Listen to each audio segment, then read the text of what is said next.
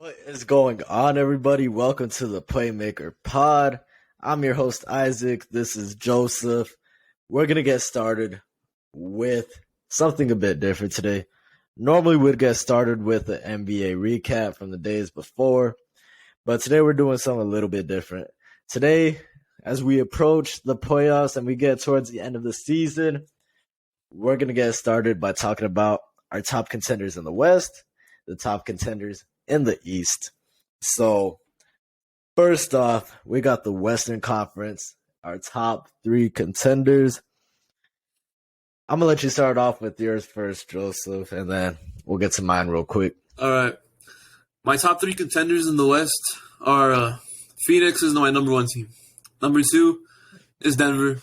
And number three is Memphis. I could interchange Memphis and Denver. I could probably interchange all three of them.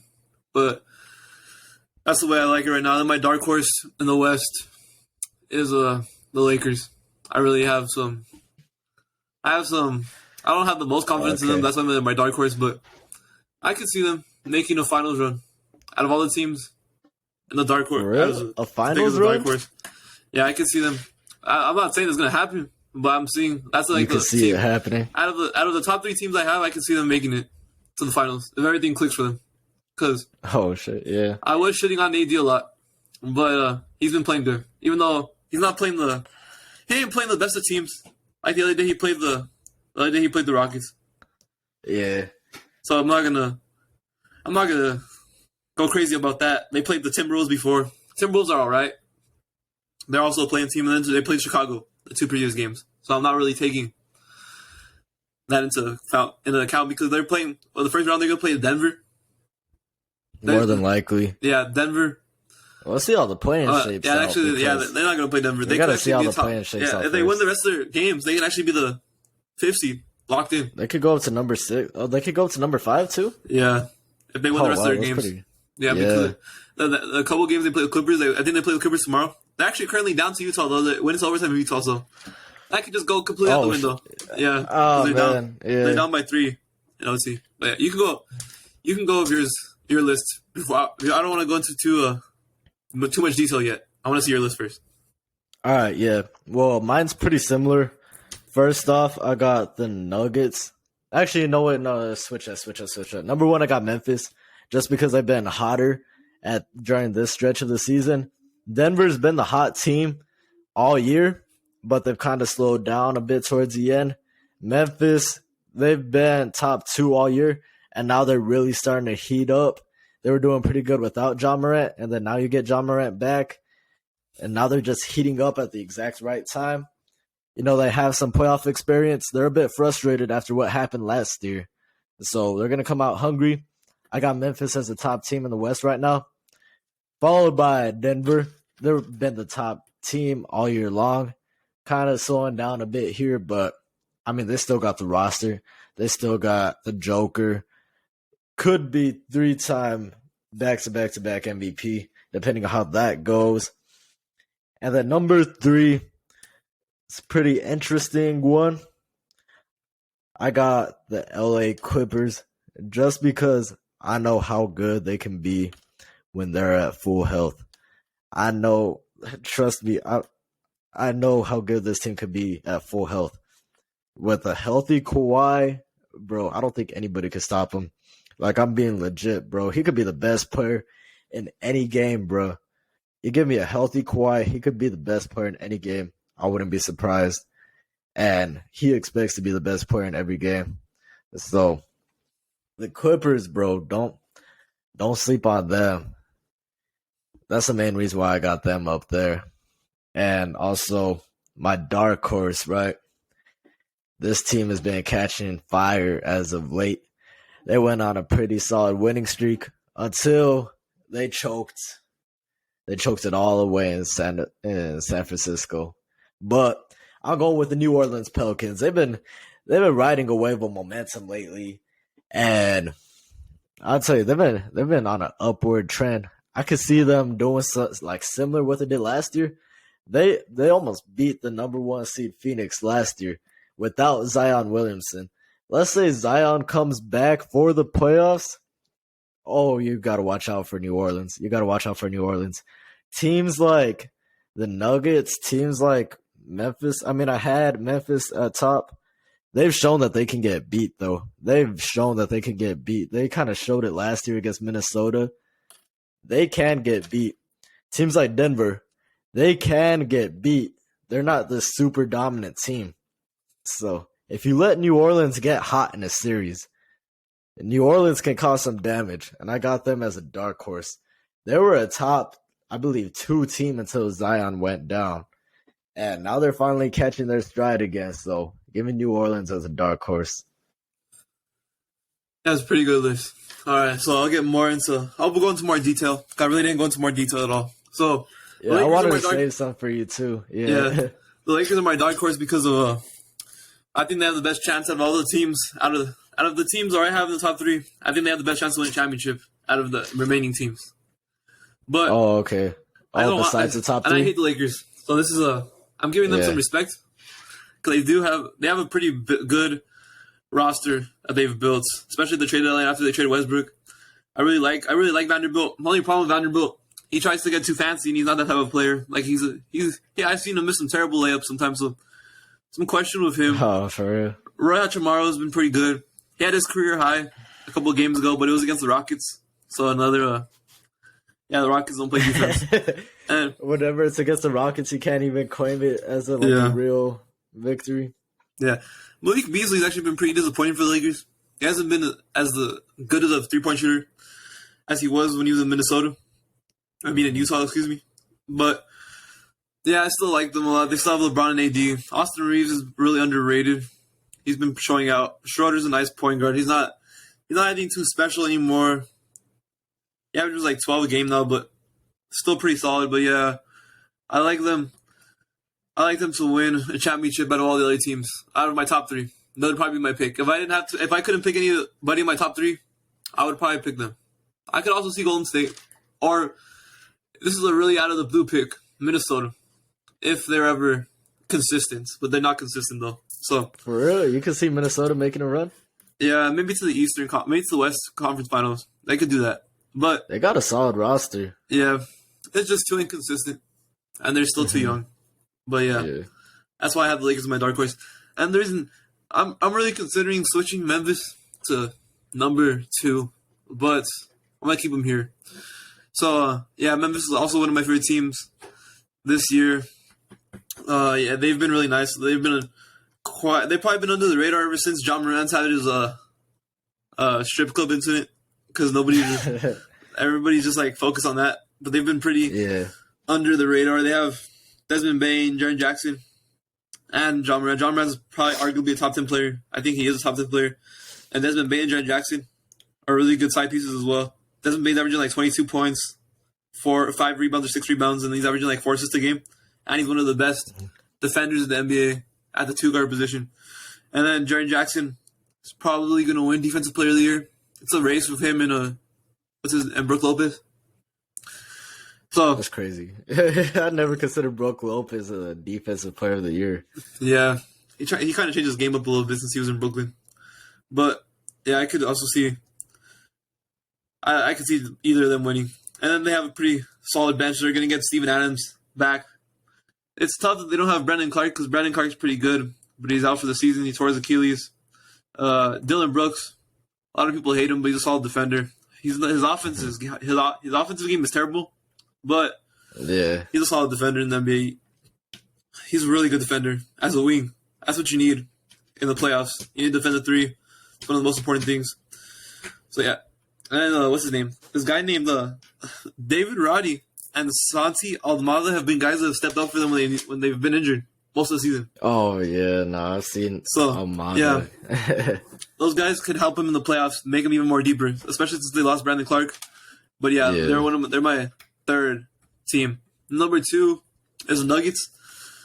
I'm really struggling having the Nuggets still remain at 2 because they've been kind of a wishy-washy team. They lost to the Pelicans and the Suns.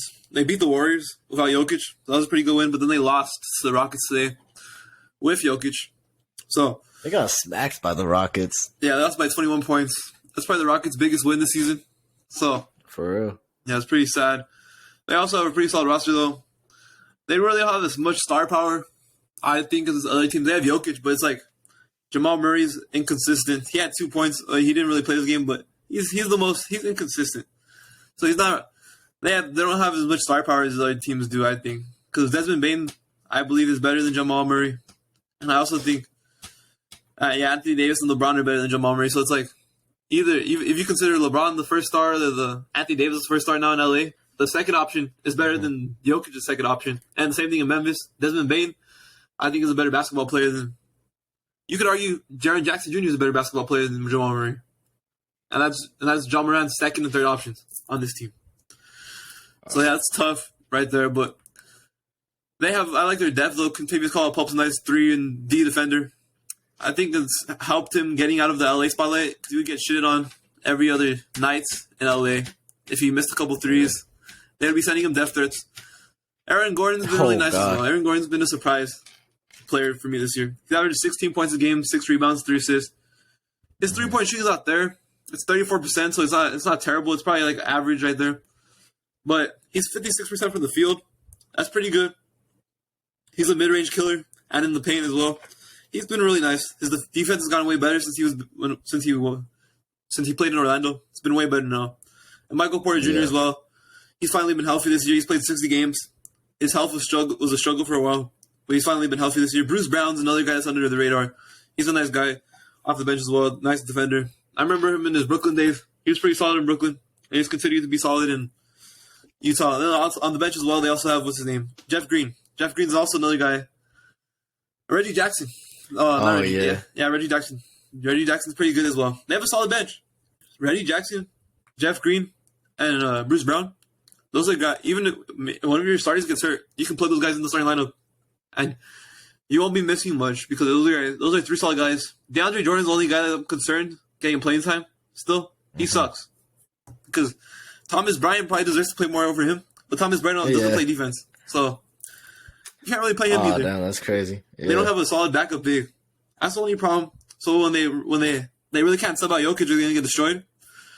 So that's the biggest problem with them. But they have a really good bench, even with those 3 guys. Like having Bruce Brown, Jeff Green, and Reggie Jackson, you can sub those guys in to get valuable minutes in the playoffs. Those guys are nice veterans.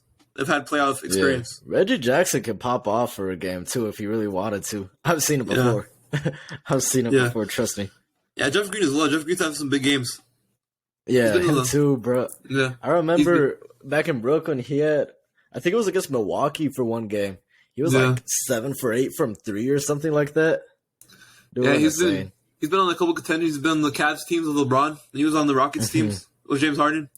And he was with the Brooklyn teams when they had the big 3, and then now he's with the Denver Nuggets. So yeah. And number 1. Hold on. Before we move on, it's because you brought up how you think Desmond Bain, you would rather take him over Jamal Murray. Oh no, I really like Jamal Murray. I think it's because Jamal Murray, I'm not sure what Desmond Bain's numbers are looking like.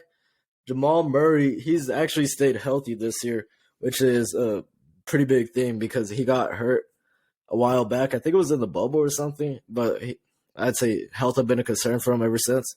He's played 64 games this year, which is solid for him, averaging 20 points a game and also 6 assists per game. So he's been a pretty solid point guard. Like it's a solid number 2. I don't know if I'd rather have Desmond Bain over him. I think, and then especially with the compliment between Jokic and Murray, I think I'd rather take that duo over Morant and Bain. Whether you want Morant or Jaren Jackson or Morant and Bain, I like the Denver. Oh yeah, they probably fit. They fit nice in Denver. But to me, I think you're kind of underrating Desmond Bain. Desmond Bain's pretty underrated. That's not that I'm underrating Desmond Bain. I just think you're underrating Jamal Murray. Desmond Bain, I'm just comparing Desmond Bain to Jamal Murray. Jamal Murray doesn't play a lick of defense, okay? He doesn't play a lick of defense. Yeah. He turns over the ball a lot. He has an assist, but he turns over the ball a lot. That's Desmond Bain. He's been like the leading scorer for the Grizzlies ever since John Morant doesn't play. It's him. Yeah. And he plays much better defense. I'm telling you, it's like not even close. Like the offense, yeah, no, I get the defense. I get the defense. It's not even there. And Desmond Bain's averaging 4 assists, only 2 less than Jamal Murray. And he's not even the point guard of the team. John Morant's the point guard of the team. And he's averaging 5 boards. And the defense is just like at another level. I think Jamal Murray's a better fit with Jokic, but I think Desmond Bane's underrated because Desmond Bane he's 41% from three. That's pretty good. He takes a lot of shots. It's not like those guys. It's not like those 45% 3-point shooters and shoot like 3 threes a game. That's all they do. He takes a lot of shots. He's not take some shots. Yeah, he's like the second. He's the second scorer on this team. Murray's also like a 39% 3-point shooter as well, and he also that's why I told you their offense is similar. Yeah, their defense separates it from me though, because it's not like Jamal Murray's some out of this world playmaker. Yeah, he's not some out of world. He's not like when I think of him he's a point guard, but I don't think of him as I don't put him on the level as like a top 5 playmaker in the NBA or anything like that. He's still I don't even know about top 8 though. I like his playmaking. Yeah, Desmond Bane, he basically is not that far off with the playmaking, and his defense is not even close. The defense is what separates. Is a much better defender, and the defense is like one of the most important things to me, because that's especially when you're like a second star. Because Ja, you're not gonna get that defense from Ja. Like he's a better defender than most point guards, because most point guards really don't play defense. Like Luka, he doesn't play defense. Kyrie doesn't play defense. Harden doesn't play defense. Harden's defense has gotten better, but he doesn't really play defense still. Most point guards really don't. Yeah, both point like Curry, guards. Dame, none of them really do. Even CP3 is actually a pretty decent. He's actually made a couple of all NBA teams, defensive teams. Oh, when he was like in his prime. Yeah. So he was actually a pretty good defender. Now he's not a good defender anymore, but but Ja Morant, he's not going to give you that defense. But one of the reasons there's top defensive teams in the NBA is because of Bane and Jaren Jackson Jr. Both those guys are really good defenders. Sure, Jaren Jackson, yeah. I think Desmond Bane might be an all-second team defender. Not first team, but I think second team he might make it. Desmond Bane? Oh, yeah. To me, that's just more valuable because he's only averaging 2 less assists. I'm fine with that. He doesn't need to be the playmaker. He's not the playmaker on this team. That's fine. Enough for me. That's Ja Morant's job. Yeah, that's Ja Morant's job. Yeah. But yeah, that's me. I really like Desmond Bane's game. I get you. Yeah. Yeah. I'm not even going to try to argue AD or LeBron, though. I'm not going to argue that one. No. I understand. Yeah. I'm just going to talk about the Lakers real quick. They got the win against Utah. So the next 3 games. Oh, they finished the job? Yeah. They won by 2. The next 3 games are tough to win all 3 because they play the Clippers, the Suns, and the Jazz all 3 in a row. How many games are left? Just 3 games in the year? Yeah, just 3 games. If they win those 3 games, they clinch the 5th seed. But I don't know. Boy. I think they play back-to-back against the Clippers, and the Clippers also need that win. The Clippers aren't going to just sit down for them. Oh no, I think they might split that. Yeah, Phoenix they could for sure move up to 6, though, depending on what Golden State does. Yeah, Phoenix as well is on the heater. So, yeah, for sure. Yeah, no, yeah. Let me talk about Phoenix now. So Phoenix is my favorites if they're healthy. Okay, I'm gonna make this clear if they're healthy, because if Durant's out, I'm not gonna say they're the favorite anymore. But when they're healthy, I think I'm trying to I was thinking about making this more complicated than it has to be. But to me, I'm not going to make it complicated. Because to me, they have the best duo in the West when they're healthy. Out of my top contenders, I think they complement each other. Well, KD, when he's been on Phoenix, when he's healthy, he's 20-0 in his last 20 games. 20-0 when he actually plays. Holy shit. Yeah, Durant, he's a sneaky defender. He's not the best, but he's sneaky good. Because he can play defense when he needs to. In those big moments when you need him to lock up the guy, he can do that. He's lengthy enough. Yeah. He's not athletic, but he's lengthy enough, and he has the athleticism to do it. I think to finish those defensive drives that he needs to accomplish. And he's also one of the most efficient players for what he does. Because he's also a guy. He averages since he's on Phoenix, when he was the number 1 option. Because really here he's really taking a back step to Devin Booker, because it is Devin Booker's team. It's his franchise. So he's taking a step back a little bit. He doesn't take as many shots as he usually does. If he took a little bit more shots, he'd probably still average 30. Because in Brooklyn, he averaged 31. Right now, he's averaging 26. But he's shooting 60% from the field goal percentage. That's crazy. God damn. For what KD does. Because he's not some big man that just goes in the paint and shoots layups and dunks. He doesn't do that. He's one of the most efficient shot makers in the NBA. He might be the most efficient shot maker in the NBA. Just from threes and mid-range, he's the most efficient guy. He's not really going to miss that many shots for you. He's obviously going to have some off nights for you. But yeah. And Aiden really doesn't need to be... he really doesn't need to do much. Because he just needs to play defense and get the boards. That's all they need him to do. Yeah. And those big moments. Devin Booker, they're gonna need him to average like 30 because CP3 is not on that level anymore. But CP3 is averaging like this series averaged 13, 9, and 5. That's good enough That's good enough for them. Aiden is gonna give you like 16 and 10 on his best nights, so that's pretty decent as well. And he gives you the defense you need in the paint. You're not just gonna get easy points because you're gonna match up with teams like if you play the Lakers, you're gonna need somebody to at least put pressure on AD and LeBron in the paint. That's where they do their work.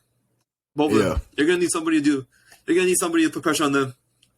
So yeah, and Okogie is also one of my favorite players as a bench player. Not one of my favorite players in the whole NBA, but one of my favorite bench players, like role players. Yeah. He's one of my favorite players. He plays really good defense. He's had some games where he can shoot the lights out as well. He's averaging 7 points this year. He was pretty good in Minnesota as well a couple of years ago. He really didn't have a job the last 2 years, and he finally found a nice spot with Phoenix. So I really like him. Torrey Craig and him basically switching that in and out. After that, though, that's where TJ Warren's all right, but after that's the problem with that's why there's no like clear favorites. I'm not saying the Suns are the clear favorite. They're just my pick. Yeah. If I would pick, I would pick. But the reason they're not a clear favorite because their bench is pretty bad. Because they're playing Terrence Ross, TJ Warren, Bismack Biyombo, Landry Shamet. None of those guys are spectacular. Cameron Payne's out with injury right now, so I guess you have Cameron Payne when he comes back. That's the only problem I see with this team. Ish Wainwright plays as well. Darius Baisley. No, there's not too many spectacular players. They got Damian. Yeah, their bench is pretty weak. It's not as strong as the other teams. The Lakers. Yeah. The Lakers. What is it called? The Lakers, Grizzlies, and Nuggets have the better. They have the better benches and the better role players. But Phoenix starting lineup, I think you can argue is better than most of those teams just because they have KD and Devin Booker and Aiden. They got star power with those three guys. Because Aiden, some people shit on Aiden a lot, but Aiden's a pretty good defender. He's a good mid-range. He's a mid-range shooter. I don't know why he does that because he can just go in the paint. He's big enough to go in the paint because he likes to shoot mid-ranges. So that's what he likes to do. He's not a three-point shooter, but that's pretty solid. CP3, and this was prime CP3. Like CP3 from like 2 years ago before he got washed. This team would be the clear-cut favorite to win. Nah, for real. But now they don't have that. They have the old CP3. But yeah, that's why I can't say that they're the clear-cut favorite. I like Torrey Craig. Torrey Craig as well. He's been nice for them. But yeah, I don't like Bismack Biyombo playing minutes like that. Shamet doesn't play defense. He just shoots threes. Terrence Ross is like old. And TJ Warren is also pretty old. But yeah, those are my top three teams. I'm not really confident in any of those teams right now. Though I don't really... I wouldn't bet any money on those teams because it's too risky. Any one of them could get knocked out on the first round, if I'm being honest. Yeah, they all could get knocked out in the first round. So, yeah, I don't feel confident in picking any of those three teams to win the championship. I wouldn't want to bet money. Maybe if I was trying to win money, I would bet money. But if I was trying to bet on, if I had to bet on the team to save my life to win the championship, I'm not betting on any of those teams. I'm staying away from those teams. For real.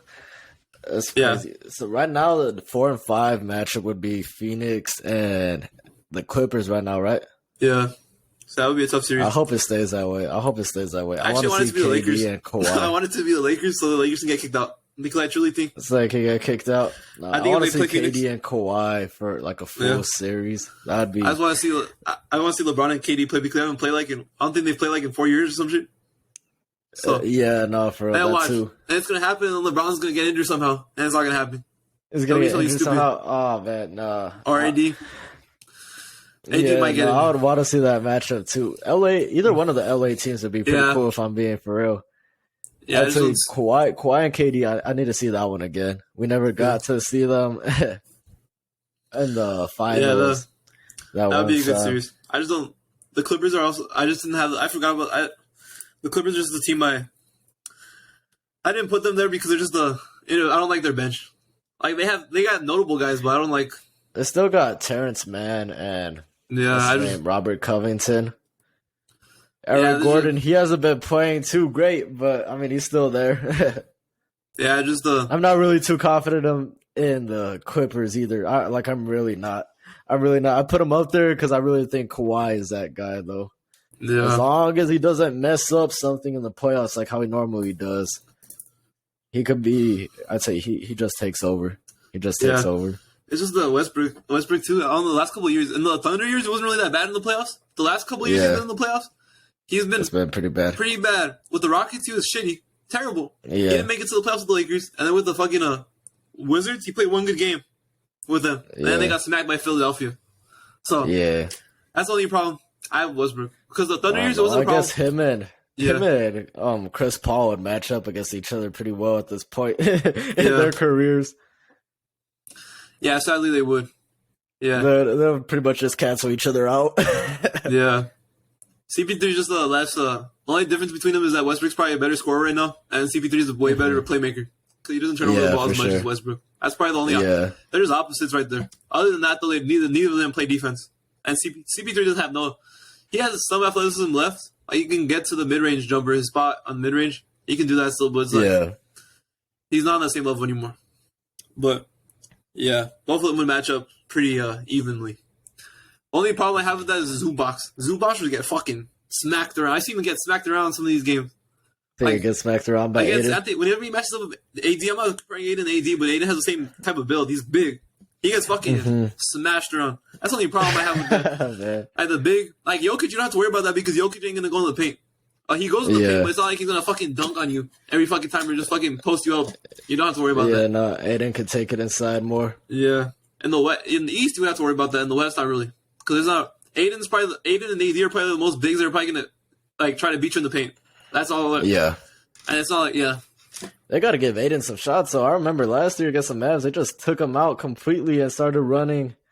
Who was that? I think they were running JaVale McGee for a while. Yeah. I don't know. I remember they just took Aiden out, or either that, or they just wouldn't let him do it.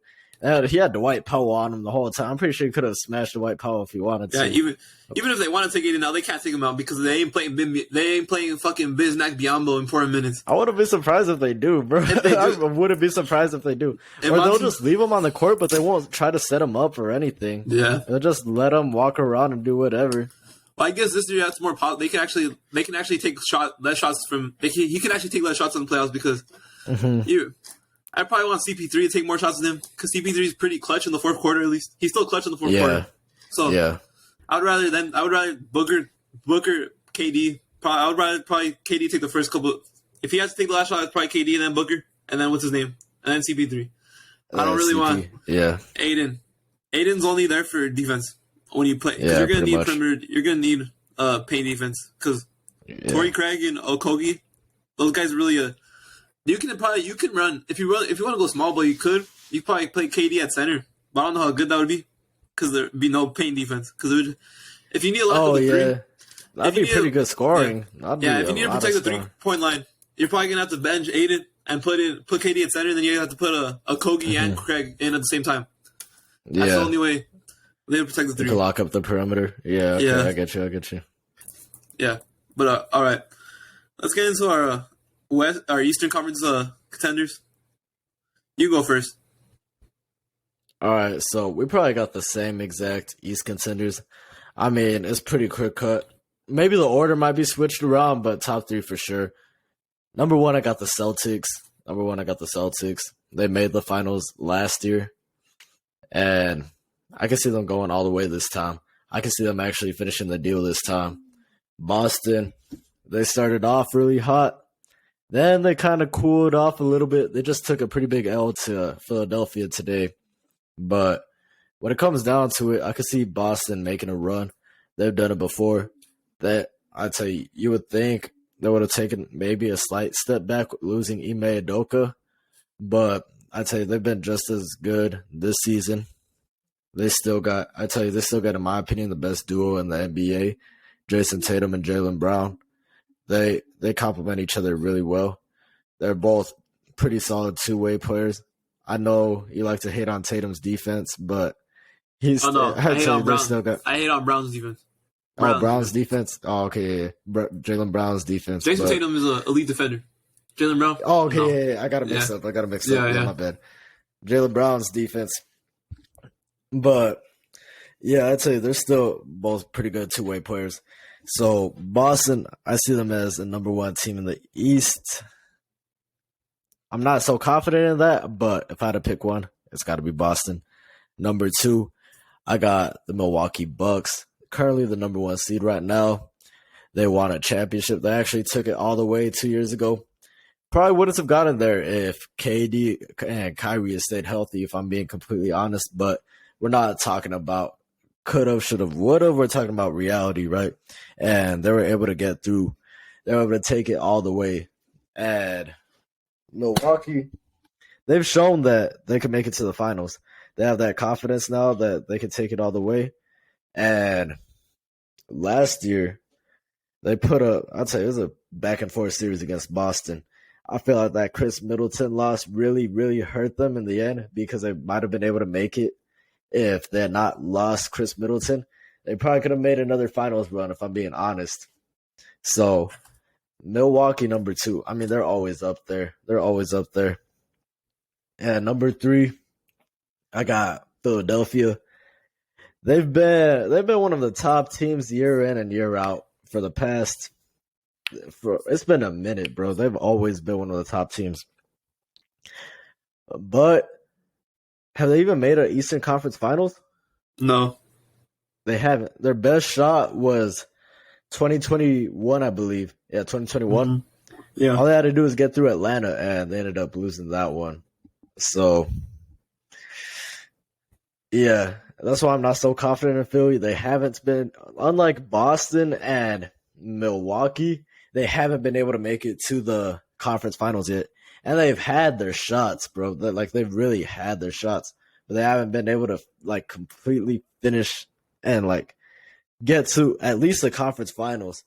So I don't know how confident I'd be in taking them. I still really do like the duo of James Harden and Joel Embiid. They're probably a top 3 duo if I'm being honest. They complement each other very well. Joel Embiid's been playing his best basketball going towards the end of the year.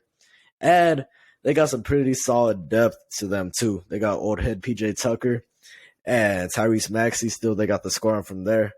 So I tell you, PJ Tucker, he's been a quality piece for these championship teams the past few years. So don't sleep on him. So, yeah, those are my top 3 real quick. And number 4 for my dark horse, I don't expect them to go too far. But if there was a team that's a bit lower right now and they can make a run, I'm going to have to give it to Miami because they've done it before. They got the coaching. Arguably, maybe the best coach in the East, Eric Spoelstra. He's won his championships. He's been the Heat's coach for over a decade already. I'd say they still got Jimmy Butler too. He plays his best basketball when it comes to the playoffs. They've done it before. They've upset some teams. Unlike Philadelphia, they've made it to the conference finals. They've actually made it to the actual finals. So I tell you, Miami always turns up when it gets time for the playoffs to start. They could go up to number 6. They'll either be a 6 or a 7 seed, more than likely. But I'd say out of all the rest of the teams in the East, I can't see Miami getting it done. So those are my Eastern Conference contenders right there. All right, I'm gonna start off with my dark horse first. I got the Cleveland Cavaliers. They're better than I expected this year. Darius Garland is not as good as he was last year, but he's had to take a scoring step back because of Mitchell. Mitchell's been their star. But I could see them getting a sneaky, having just a sneaky series where they play amazing. Because really, if Mobley was developed a couple more years, I could see them being the best team in the East. If Mobley was just a couple more years developed, if he was already in that, because I believe he could be a top 15 player in the NBA at one point in his career, maybe even top 10. Yeah. If he was already there, the Cavs I think would cakewalk to the finals. I think they could be because he's basically the perfect player that you want to throw Giannis and Tatum. If he was better, if he was just a little bit better, if he was just had already reached his full potential, he's the perfect player that you want to throw Giannis and Tatum. He can lock. He's one of the best defenders at his position. He's big enough and he can run into the 3-point line defending you there. He's strong enough to take you in the paint as well. He needs to get a little bit stronger still because Giannis is still killing him a little bit. He just needs to develop more. If he was there already, I would pick them to win the championship because I really think Mobley's that good. I think he's gonna end up being that good. He just needs to develop more because I think he's gonna be he's gonna be a multiple-time defensive player of the year by the time he retires, which is not gonna be for a while though. He's barely 21 years old, so yeah, that's a perfect player. when the Cavs haven't fully developed, they're gonna be a hard team to stop because they might have the Giannis stopper in Evan Mobley in a couple of years. That's how confident I am in Evan Mobley. Okay, yeah. And they're not gonna have to build the Great Wall of China. They're not gonna have to build the Great Wall of China. They're not gonna do that to defend Giannis. They just have him, and they have him and Jared Allen. That would be even better than because last year Boston, that's what they did. They built the Great Wall of China with Al Horford and Robert Williams, and Grant Williams. They all did that. You'll have Jared Allen and fucking Evan Mobley.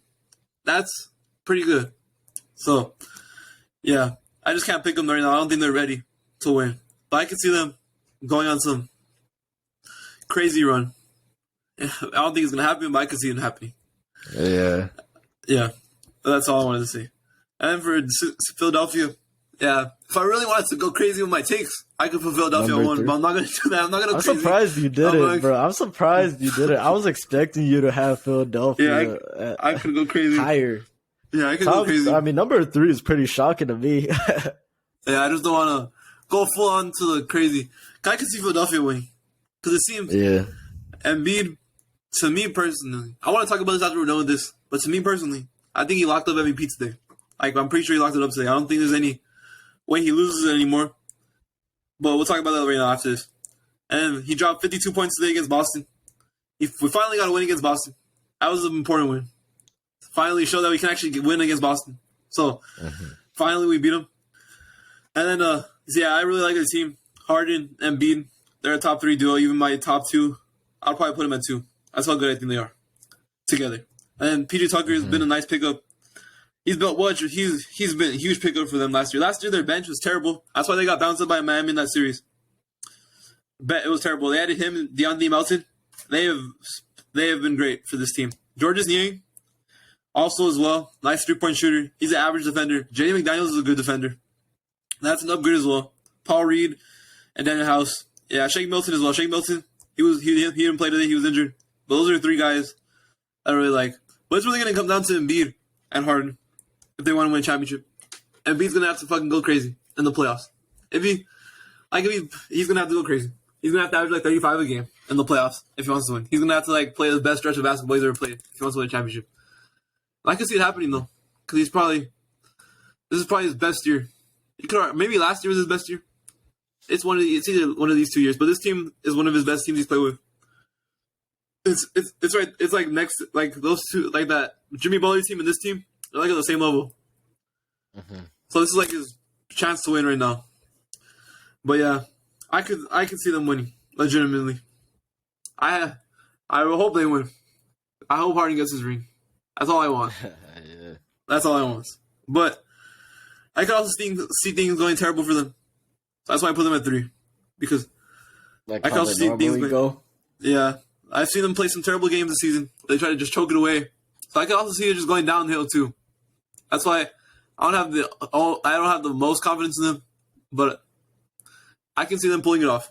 I can see them being, and it would be tough series though. They would probably beat Boston in 7, and they would have to probably beat Milwaukee in 7 if they want to win. That'll probably be a tough series. Yeah. But I can see them winning. And number 2, I have the Boston Celtics.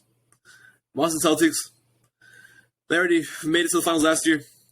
They can do it again. Their offense got a little worse without Ime Udoka. It's a little worse. Their defense got better, but their offense got a little worse without Ime Udoka. Ime Udoka really helped their offense last year. And the only problem I have with Boston is that sometimes, if they're not firing at all cylinders, they just play like shit. Completely like shit. So that's the only problem I have with them. If one of the guys the bench start missing threes, Jason Tatum, Jaylen Brown decide to do it too. That's the only problem I have with them. They take the second most threes in the NBA. So if that doesn't fall, they're fucked. That's all I'm gonna say about them. Other than that, when they're firing at all cylinders, they're like a championship favorite. That's what they are. But yeah, Tatum said they only had 19. It was he could have hit the game-winning shot, but he missed it. So it's pretty tough. He had the game-winning shot last time.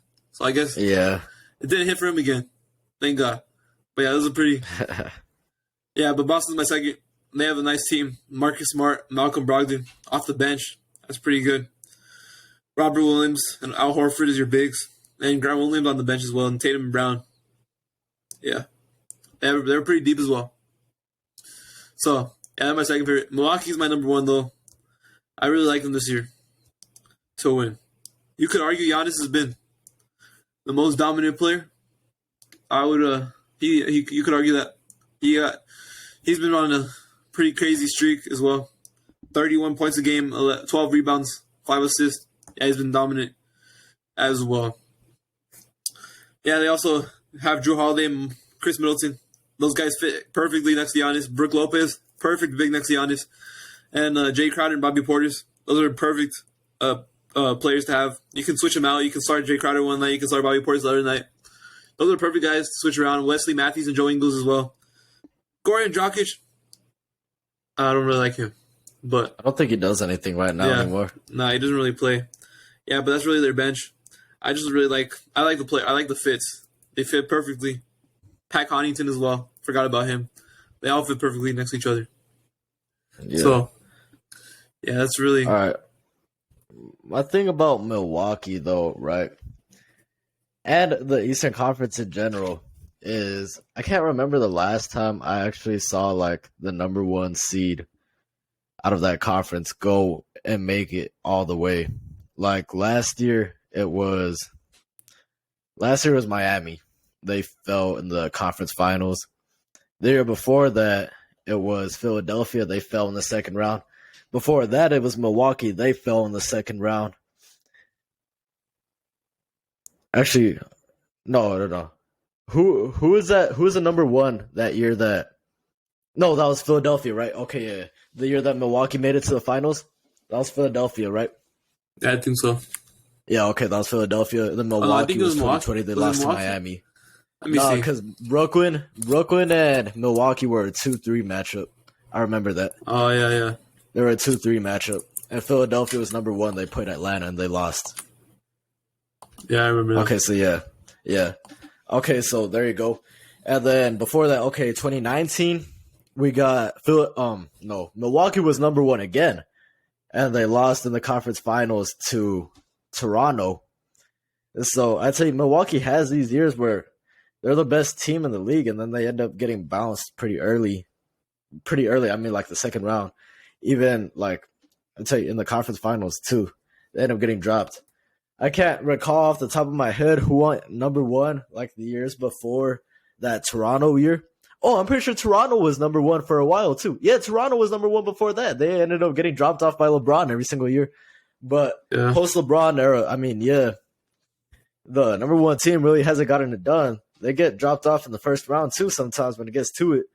So I wouldn't be surprised if Milwaukee ended up, like, I don't know. Man, I'm not too confident in the one seed.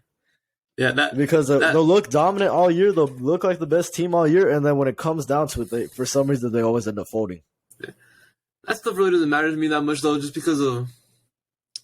I don't really like looking at that. So I like looking at the teams, how they play. Because there's reasons. They just didn't lose because they were the one seed. They lost because of other reasons. Like, I'm not saying they lost because they were the one seed. Yeah, that's why I'm saying they were a dominant team. I just don't. They were a dominant team. They were a dominant team all year. They looked like they should have been the clear-cut finals contenders. And they still ended up losing. So that's my problem with them again. It's one of those situations, again, where they look like they should be one of those clear-cut contenders. And they might end up folding again, is what I'm trying to say here. Yeah. You may think, oh, yeah, this team has everything, right? They're the most dominant team in the East. They're the most dominant team in the league. But then when it gets to it, something happens and they end up folding. Yeah. Well, to me personally, you can look at it. They were the number one seed last year. But Boston, they were the most dominant team heading into the Eastern Conference last year. And they at least made it to the finals. They weren't the one seed, but they were the most dominant team. They were more dominant than Boston. They were like, after they started off struggling, they were the most dominant team. Miami? You can't argue. After they stopped struggling, they were the most. When they got their shit together, they were the most dominant team for the rest of the NBA. They started winning. And they got to the finals. They were the one seed, but they were still the most dominant team. That's why, like you're talking about the most dominant team. Miami had done it all year, though. Yeah, Miami had done it all year. I personally thought Boston was the most dominant team in the whole NBA. They were the number one offense and the number two defense in the whole NBA last year. They were running it up towards the end of the year, but I'd say Miami had been doing it all year. So. Yeah. I don't think they were like the clear-cut favorites. Last year. They were up there. I don't think they were the clear-cut favorites just because Miami had done it all year. I'm just giving you the numbers. Number one offense, number two defense. That's most dominant in the NBA, isn't it? And the East, at least, because I don't think You could say that. If you're just going by the numbers, that's the most dominant team in the East. Yeah. I just don't like looking at that. It's like I don't want to look at the past years because I don't like doing that because it's like different teams now. I don't really think this is clear cut because I think Boston and Milwaukee are on the same level. Yeah, I don't really history. You can't lie. I mean, history does repeat itself sometimes. Yeah, I don't know. I don't really keep that stigma of Milwaukee anymore though. Like as them being a dominant team that disappoints in the playoffs because they had a championship They already have a championship. They already showed they did it, and they also last year. They lost. They lost to the guys who went to the championship. They lost ultimately. They didn't lose to the guys that got knocked out in the next round. They were there, and they lost. I think they would have made it to the finals if they had Chris Middleton because that 3-point shooting was abysmal in the seventh game. In Game 7, it was abysmal, and they also couldn't defend Grant Williams whatsoever, and that's why they lost. Oh, Grant Williams was unheated in that game. You think they would have made it past Miami? Yeah, I think they would have made it past Miami. Personally, if they were fully healthy. And the team this year is even better. That's a bit debatable. Yeah, that's a bit debatable. But it makes sense, so I can see why you would think that. Yeah, it's debatable, but Giannis is the best player in the NBA. So, in a hypothetical stance, I'm going to go with the team that has the best player in the NBA. Yeah, Giannis is the best player. I'll give you that. Yeah. All right, I want to talk about something real quick, though, before we go into the... What's up? Hold on, let me just finish. Let me text. I need to text somebody real quick. All right, so yeah, pretty much those were our top contenders in the East and in the West. Pretty much similar teams, just different orders. But anything could happen in the playoffs, you know? Anything could happen in the playoffs. All right, so wait, hold we're on, going to get into right now. Before we get into the next topic, I just want to talk about something. Yeah. I want to get my Joel Embiid propaganda off. Because I think officially, I think I can say it for sure. I think he's going to win MVP. Like, I don't think he can lose it anymore because... Oh, yeah. After his performance and after the Joker's performance. Yeah. And getting dominated by Alperen after what Joker did today against the Rockets. And he also missed like 4 games before this. So, I don't really think he's going to win it. And also, I think Giannis is just affected by voter fatigue. Because if I was personally putting my bias aside, I would probably pick Giannis to win MVP. But if I was putting my bias away, I would probably pick Giannis to win MVP. Well, I mean, you would think Joker would have voter fatigue too at this point. Yeah, Giannis definitely is getting affected by voter fatigue. But Embiid's got locked in. I don't really think Giannis is like plus 600 or plus 800 now. Jokic is like plus 600 and now Embiid's like minus 450. Minus 450? Yeah, on some other shit. Yeah, so it's looking like it's pretty much a lock right now. I think they solidified it. Because really, unless Embiid just goes on a stretch where he just fucking plays like shitty, terrible. It's gonna be tough for Embiid to do that though, because he always ends up with the bare minimum of at least 20. You're not gonna see a game like how Joker had today, where you play against one of the worst teams in the NBA and he only drops 14. I don't think you'll ever see that out of Embiid. I think Embiid like proved himself today, especially against Boston. Many people's championship favorite, and he had like one of his best games of the season: 52 points, 13 rebounds, 4 assists, 2 steals, 3 blocks. Yeah, one of his best games against one of the best teams in the NBA. So I think he locked in. But I want to talk about something. I want to talk about Alperen Şengün because Alperen Şengün is good. I think next year he's gonna when he actually gets a good coach. When he actually gets a good coach, I think he's gonna be really good. He just needs a good coach. I think a lot of people. Ime? Yeah, somebody. He just needs somebody decent. Somebody. Yeah, somebody that's better than Steven Silas. I think once he's barely 21. He's 21 years old, and this year he's averaging 15, 9, and what is it called, 5? That's pretty good, especially when you have the worst coach in the NBA, and he decides to bench you a lot of the times. So yeah, he's only playing like 26 minutes a game as well. So when his minutes go up, he's going to get better. He's only 20. He's only 20 as well. That's along pretty with young. His development too. Yeah. He just needs to get a little bit. He just needs to get better coaching and better development, and he'll be fine. Because he's doing this with terrible coaching right now. Terrible coaching. Yeah. Coaches suck. But that's all I wanted to say. Let's get into He's Turkish, right? Yeah, he's Turkish. Okay. Yeah, that makes sense. All right, let's get into this last topic. Not the last topic. We still got a couple more. Let's go into the next topic. Right. Here we go. The next topic is the top 10. Oh, no, let's actually get into our NBA preview. I forgot about that. Let's just do it real quick. Oh, yeah, real quick. I forgot about that. Yeah, we'll talk about the games. We're going to get to the top 10 after. Yeah, I forgot. I forgot about the NBA preview. So, yeah, let's get into the preview for tomorrow's games. All right. Let me make sure the games are actually interesting tomorrow, though. Yeah. Yeah, there's some pretty solid ones here. Yeah, there's some good games. Yeah, these are solid. All right. The first game, the New York Knicks are heading to Indiana. I'm gonna say New York. It's got to be the Knicks. Yeah, it's got to be the Knicks. The Knicks already locked up the 5th seed, so I don't know if they're gonna start. I don't know when they're gonna start resting their players for the playoffs. So I don't know. They can't move up, can they? No, they can't. So yeah, okay. But so they're pretty much locked into 5. Yeah, I think the starters probably play this game at least because I'm pretty sure they got 2 more games on the roster on the season, so they probably play. Oh, okay. At least 1 more game. So I'm gonna go New York, and then with Brooklyn at Detroit, I'm not picking Detroit. I'm picking Brooklyn to win. I could see Detroit actually. No, hell no, I'm not going with Detroit, bro. I can see Detroit getting a sneaky win because the bad teams always somehow get wins at the end of the season. But I'm gonna pick Brooklyn. Oh yeah, I'm gonna pick Brooklyn though.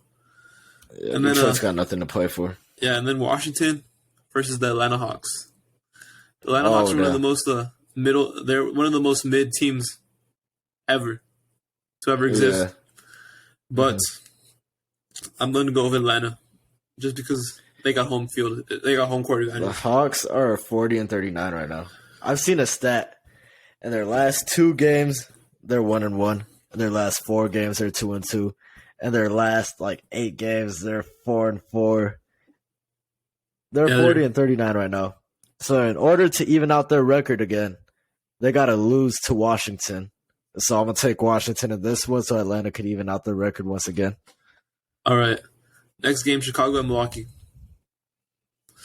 Hold on, let me check something. Oh yeah, Milwaukee. Milwaukee. Yeah. I could see. I don't know if Milwaukee needs to win these games. I don't think they need to win these. I'm pretty sure they're basically going to clinch. I think they got number 1 locked up already. So I don't know who they're going to rest. Another win would hurt. It would help just to make sure they lock it up. Yeah. The Bulls are playing for more. They still actually no. They already secured a play-in spot. Yeah, it's not like they're going to move into the actual playoffs. Nah. Yeah. So Chicago's all right. They don't necessarily need to win this game because they already got their play-in spot locked in. I don't know if Giannis. If Milwaukee sits all their guys, I'm gonna pick Chicago because Milwaukee might start sitting their guys. So if they sit their guys, I'm gonna pick Chicago. Yeah. But if they don't, I'm picking Milwaukee. All right, then Toronto, Boston. I'm gonna stick with Milwaukee. Yeah. Toronto and Boston. Yeah, I think Boston. Toronto's also got a play-in spot locked in. Yeah. I don't really think they can move up in the rankings either. These are the tough games for me because Boston might sit their guys too. Because I'm pretty sure, actually, they probably need this win. They actually need this win because Philadelphia is still possible. It would be a tough thing for them to do, especially after that win. Yeah, I think Boston wins this game. How many more games does Boston have left? I don't know. They just got Toronto back-to-back and then Atlanta. Okay, so I think they'll probably play their guys against Toronto this time. And let's say they win, then they could probably bench all their main guys for the second Toronto game. Let the bench get some reps. All right. And then next game, Memphis and New Orleans. This one's pretty tough, actually. Yeah. And New Orleans lost to Sacramento today. But yeah. They're 7-3 in their last 10. Memphis is 8-2.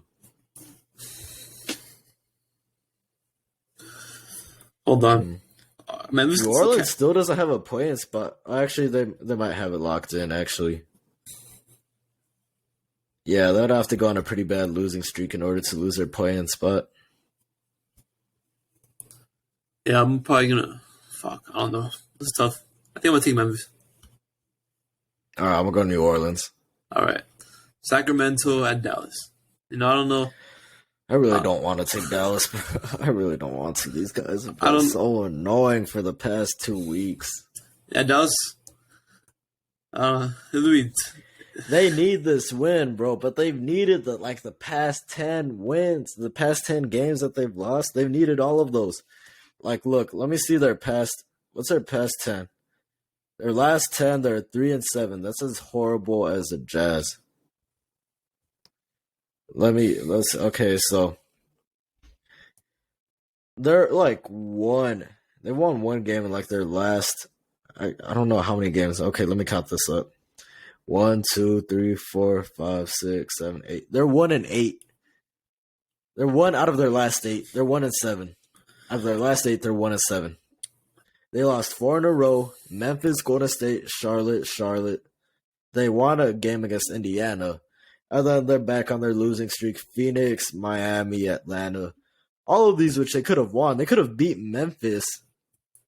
They could have beat Memphis on March 20th. They let that one get away. They choked that one. They could have beat Golden State. That was a back and forth, but they sold at the end. 2-point game. Charlotte, for some reason, they just beat our ass twice. Philadelphia, they were winning that game the whole time until like the last 5 minutes of the game. They decided to choke. They could have won that one.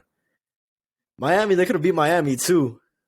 I think Miami probably ends up winning that one anyways. But Atlanta, bro, they end up losing to Atlanta too. I mean, these are games that you gotta win. I don't really trust them. Oh my God, we really need these wins. We really need these wins. We just got Sacramento, Chicago, and San Antonio. They really need these wins, but they really needed these past few wins, and they still haven't been able to get it done. So I don't really think I can trust them. I think Sacramento puts a dagger in them. All right, I'm actually gonna pick Dallas to win. I have a feeling Dallas. Man, it hurts me. It hurts me, but these guys have been pissing me off so much lately. Yeah. Did Oklahoma lose today? They're gonna lose. Oh, they're getting their ass beat by the Warriors. Okay, yeah. So that helps. Well, probably we still have a chance at the 8th seed. Who does Oklahoma have left?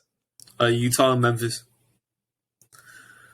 I don't think Memphis is gonna play their players at the end of the season though, because it's the last game. Yeah. Utah's still fighting for a spot, so yeah. Utah, I can see Utah trying. Yeah. Utah hasn't been officially eliminated yet. Yeah, I'm going to go Dallas. So, all right. Okay, yeah. And the last game, I really hope Dallas wins, but I'm not too confident. Yeah. Last game of the night is Lakers at Clippers, the Battle of LA. Oh, they're both 41-38. Damn. Yeah. This is an important game. I'm going to say, I'm going to pick the Clippers, even though I just the Clippers. Rode the Lakers. I think they're going to split. They're going to split. The Lakers, they just lost. I mean, they won right now in an overtime game. It's back-to-back nights. And they're playing a tough Clippers game, a tough Clippers team. So I'm going to pick Memphis back-to-back. I think the Lakers team is going to be a little tired heading into this game. I don't think they got the juice to win this. I think, yeah. Yeah, especially after that game that they just played in overtime. Yeah. Yeah, give me the Clippers, but then I think the Lakers take the next one. All right. They'll take a split in the series. So, give me the Clippers. Okay, so the only one we have different is Sacramento and Dallas, right? We also have Atlanta and Washington. Different. Oh, Atlanta and Washington. Oh, okay, yeah. And New Orleans and Memphis. All right. What else is big different there? Okay. So we got 3. All right, that's good. That's all. All right. The rest of them are pretty obvious, though. Yeah. All right. We'll get into our next topic, our final NBA topic today. The top 10 shooting guards of all time. You want to go first? Or you want me to go first? Our top 10s are probably a bit similar, except for mine. I probably got some stuff switched around, but I'll go first. Okay.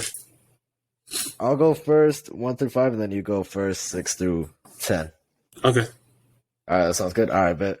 So, number 5, I'm pretty sure everybody's got, like, these 5 players. Maybe not necessarily in this order, but these 5 players as their top 5.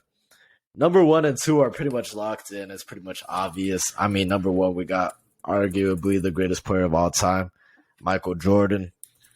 I mean, is there really too much to say here? So, yeah, we got Jordan, number 1. Number 2, we got Kobe Bryant. I mean, is there really even too much to say here either? I mean, 5 rings. pretty much Michael Jordan 2.0. Not as good as the original, but still very talented. So I'd say I don't really need to get too much into that one. Number 3 is where it gets a bit interesting, though. Many people would probably have Dwayne Wade up here. I don't. I actually got a player who I believe is much more dominant at his peak. Much more dominant. This dude, I don't think I've ever seen anything like him in his peak. It's truly insane what he was able to do. Damn near Wilt Chamberlain numbers. Not necessarily Wilt Chamberlain numbers because they were so damn inflated, but pretty similar. I mean, for his era.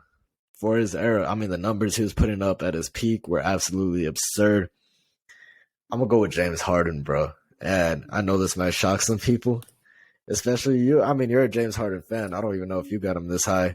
But James Harden, bro, I tell you, at his peak, what was it? I forget how many straight games he had of 30 straight, like I think it was 30 points or more. 32 games. 32 games of 30 points or more. I don't want to get that through your head. 30 points or more. Not a single game did he get below 30 points for 32 straight games, bro. And what was the streak of like 20 points? I forgot that one. That one was You forgot that one. It was an absurd number. He finished the year off. What was it, like 36 points per game? His MVP year. Yeah, 36 points per game, 11 assists, and like 6 boards. Bro, that was. I tell you, this dude was absolutely insane that year. At his peak, one of the greatest things I've ever seen, too. He got robbed out of some MVPs, too. He's only got one MVP. He legitimately got robbed out of a few of them, too. I'm pretty sure the year before that, he probably could have won MVP.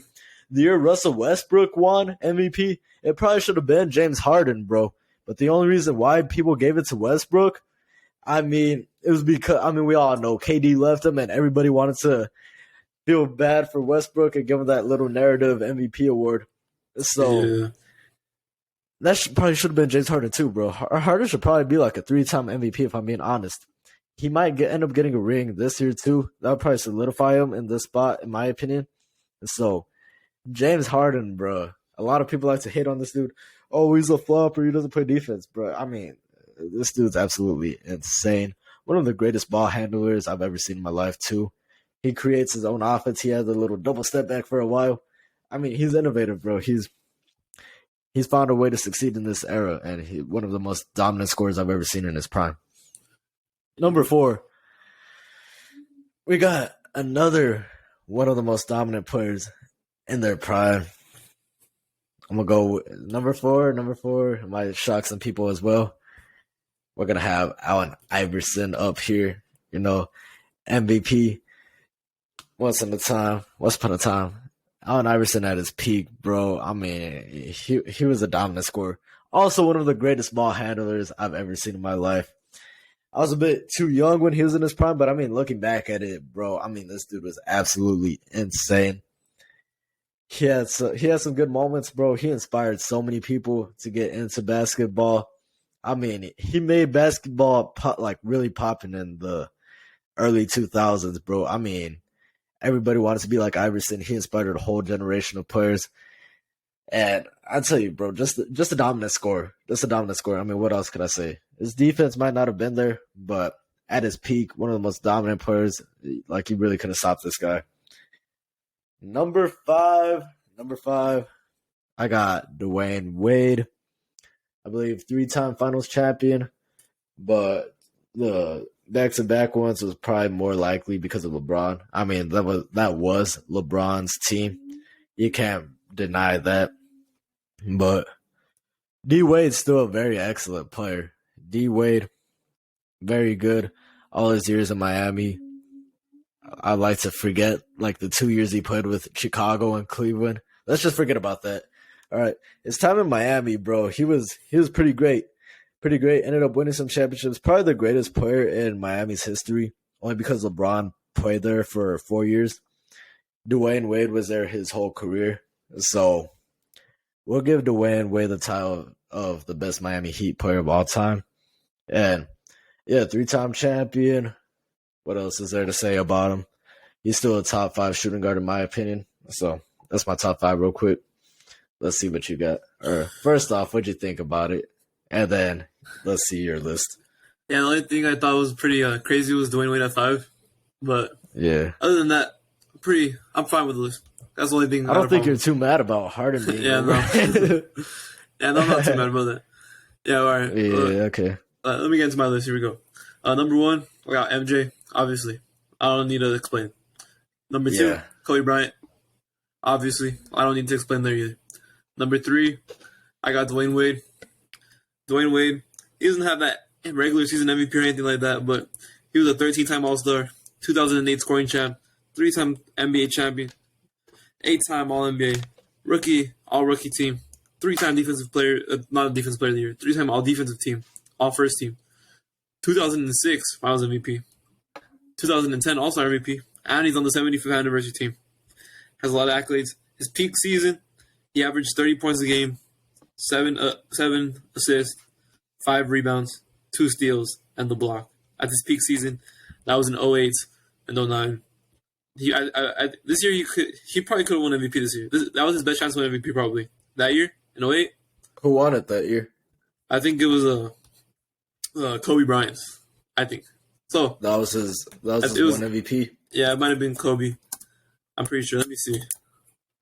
Kobe might have been the year before that. But I don't remember. I think Kobe was the year before that. Yeah, he was the year before that. Might be Tim Duncan then. Is it Tim Duncan? I don't think LeBron was. Did LeBron win MVP that year? Was he already winning the MVP that year? LeBron. I don't think. It might have been LeBron. Yeah, it might have been LeBron. That might have been Did his Dwight first. Howard ever win MVP? He won Defensive Player of the Year. I don't think he ever won MVP though. Nah, he didn't win MVP. Okay, yeah, so it wasn't Dwight. I think it might have been LeBron. I think that probably was his first I think MVP. it was LeBron. Yeah, I think it was. Yeah, it's not gonna show me. I'm trying to look it. Yeah, it's not gonna show me right here because he has 4 MVPs. So hard to look. It's crazy to me that Kobe only retired with 1 MVP. That's pretty crazy. There were some years he probably could have won it, like those years where Nash won back to back. Yeah. He probably could have gave it to Kobe. Bro, if Steve Nash put up those numbers now, bro, nobody would even think about making MVP. If you put real, up bro. Nobody would consider that shit. Yeah, those are like CP3 numbers just like 2 years ago, practically. Yeah, nah, for real, bro. 18 points and 10 assists? That's like CP3 numbers from 2 years ago. So yeah, apparently that was good enough to get you MVP back then. Yeah, that would not even pass for an MVP now. That would be like a solid. Hell no. That might not even pass for All-Star. It probably wouldn't pass for All-Star. Because he might be able to get an All-Star. Yeah. But not a starter. Yeah. I'm pretty sure D'Angelo Russell's averaging close to that shit. I don't think he's averaging the 10 assists, but he's averaging like 7 assists or some shit like that. Or 8 assists? With 20 points? Oh, so yeah, no. Yeah, so it's like... yeah, you're not getting close to MVP, though. Yeah, no. Yeah, Steve Nash was a much better defender, though. So I can give Steve Nash that. But yeah, let's get back to topic, though. I guess, yeah. Yeah, Dwayne Wade was my number 3. And number 4, it's my favorite player of all time. Probably the player I'm most familiar with on this list. I've watched mostly 98% of all the Rockets games when he was on the team. So, yeah, he's 10-time All-Star. Should have been 11-time. He got robbed this year. 3-time scoring champ. He has an assist championship. 7-time All-NBA. He might be All-NBA this year. It might be 13, but he still might be an All-NBA this year. All-Rookie team. 6th Man of the Year. And, of course, his MVP award. Probably should have more. I'm not going to talk about that right now. And NBA 75th anniversary.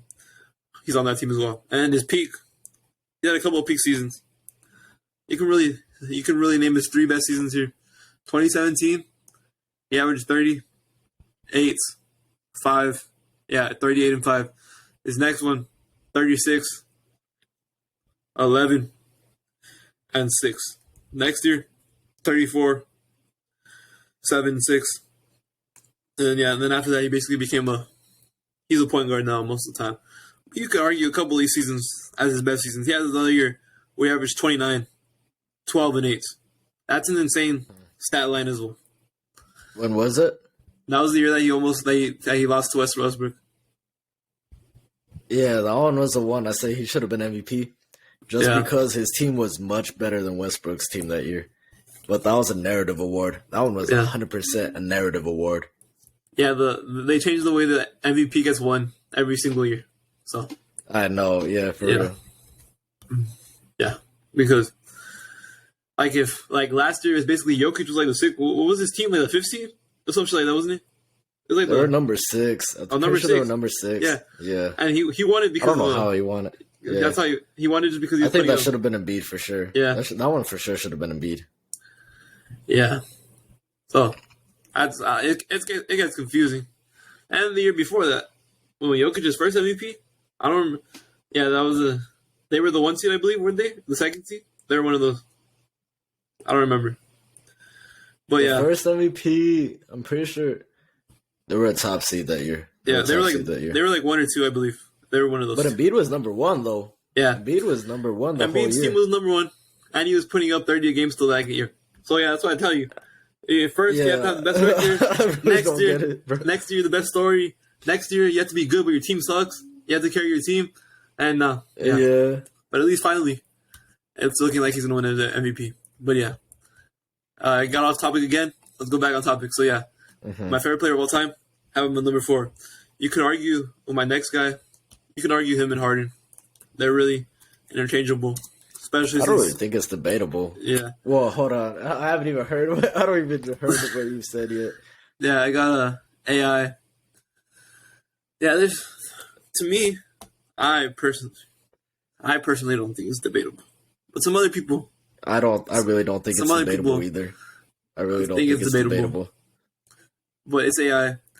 AI is a game changer for basketball, but I just believe at each person's peak, I think Harden was better. It was me personally.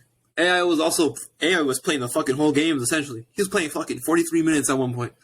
Look at this shit. Bro, what the heck is this, man? This is crazy. Yeah, Harden wasn't even playing as much. He was playing like 35 or 36 minutes a game. This dude was playing 41, 40, 42, 43, 42, 42. Oh, shit. He played like 40 did that plus consecutive years? No, for like 8 straight seasons, he played 40 plus minutes. So holy shit, bro. That's crazy. Yeah. Yeah. So yeah, he was an 11-time All-Star, 4-time scoring champ, 3-time steal champ, 7-time All-NBA. He's also All-Rookie team. He was the Rookie of the Year. I believe he split it. I don't forget who it was, but he split it, I believe. And the 2-time All-Star MVP. He won his MVP 2000. And he's also a part of the NBA 75th anniversary team. But yeah, if I had that championship, he'd probably be number. If you ever won a championship, it'd probably be. If you won a championship in those peak seasons when he was in Philadelphia, you could probably argue him with Dwayne Wade. If you won a championship in one of those seasons, yeah. But the Lakers sadly dominated, even the Pistons. Yeah, those two teams and the Spurs. It was those. They didn't really have a chance. Yeah, they didn't really have a chance. Yeah, but yeah, his peak season. Let's see. He averaged 31 a game, almost 3 steals, 5 assists, 4 rebounds. So yeah, he wasn't as good as a playmaker as a guy like Harden, but he was he got those steals, man. He got those steals. Yeah, he's a 3-time steal champ for a reason. So yeah, he's one of the best. He's one of the best. I don't know if that necessarily makes him a great defender because of how tiny he is. Yeah, but at least he was able to get the steals. I don't think he was a great defender. Yeah, he was. Yeah. I don't think he was a great defender, but he had those steal championships. So he provided something on the defensive side of the ball. And I have him at number 5. All right, so I guess I'm just going straight. Let me just go straight into this. So my number 6. Let's go straight through. Yeah. Yeah, I got Jerry West. You're pretty old, but he played from 1961 to 1974. So yeah, let's go over his accolades. 14-time All-Star. He has a scoring championship. He has an assist championship. He's an NBA champion. He's a 12-time All-NBA, 5-time. Goddamn, 12-time All-NBA is pretty impressive. That's pretty impressive. 5-time All-Defensive team, and he has the Finals MVP. I'm so good. He won a Finals MVP, but he didn't win the Finals. It's pretty crazy. Because it says right here, he only has 1 championship, but he won the Finals MVP when he lost. So that's pretty crazy. Oh shit, bro! Damn. Yeah, and he's All-Star MVP and 75th anniversary team. He must have fucking played lights out in that final series to lose, and to still somehow what is it called? Win the Finals MVP. But yeah, win the MVP. Yeah, bro. God damn. Yeah, Yeah, they didn't count steals and blocks, so I don't know what he did there. How did he make it on all defensive teams that they didn't count stats like that? Like how do they determine that? I don't know, bro. I guess maybe just points allowed.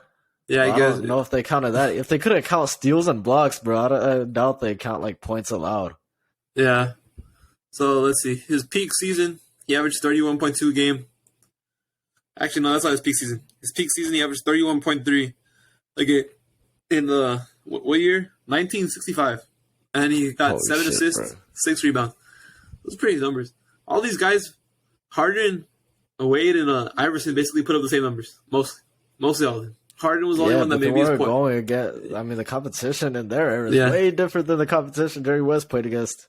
Yeah. Yeah, it was just Jerry West was way better at basketball than anybody else playing at this time. So yeah. I know, for real, bro. Yeah. So yeah. But Jerry West, he deserves some respect. He still did these numbers. Hall of Famer. He's number 6. And number 7 is George Gervin, the Iceman. There's also another guy that's pretty under the radar. He's a Hall of Famer, 12-time All-Star, 4-time scoring champ, 17 All-NBA, 2-time All-ABA. I don't know what I think the ABA is before the NBA. It was like the other league before they merged. So we're just gonna count that as this 9-time. We're just gonna count that as 9-time All-NBA. That's more than what's his name, and then what's his name, Dwayne Wade, and I believe AI. I believe both of them at 8-time. And then Damn. so that's pretty good. It's still impressive because this is more when they had more competition than NBA already. So I'm gonna give him some respect. And obviously he's on the 75th anniversary team. All right, his peak. He had a couple of great seasons. One year he averaged in 1980. He averaged 33 points a game, 5 rebounds, 2 assists. He averaged 1 steal, 1 block. I know he was a really good defender. He had the size. He was 6'7". He was a shooting guard, but he was 6'7". So yeah, he had the size at that position to play defense. Yeah, he had a couple of years where he averaged 30. 2 seasons when he averaged 30. There's not many people other than there was hardly any people that are averaging 30 for multiple seasons at this time. Not even, I think Larry Bird, another one, but Larry Bird's like one of the greatest of all time. So it's pretty good to be in that competition for George Gervin. Yeah, he played at a high level during his time. He also played with Chicago for a year. Played with Michael Jordan for 1 year. And after that, yeah, pretty much, he never won a championship. So you could argue him lower. I just believe at his peak, George Gervin was one of the all-time greats at the shooting guard position. And then Clyde Drexler is my next pick. Clyde Drexler also pretty dominant during his time in the NBA. He obviously has a championship with the Houston Rockets. He's a 10-time All-Star, 5-time All-NBA, and he won his championship. It's pretty important. And the 75th anniversary team as well, another guy on that team. And then, yeah, Clyde Drexler was one of the best defenders. He's up there with Michael Jordan as one of the best shooting guard defenders on this list. He didn't have the crazy offensive stats like some other guys. He averaged 25, 27, 27, 29. He wasn't really that type of. He averaged the assists as well. He had his peak assist, 7 assists, 7 rebounds. He was a good rebounder as well. He was a good rebound. He was a good scorer, like obviously 27 a game. And not anything. It's like compared to these other guys on this list, it's not anything crazy because the other guys are all-time greats. But he averaged 27 at his peak. He was one of the best defenders of all time. You can argue he obviously was not as good as Michael Jordan. Michael Jordan's probably the best defender on this list.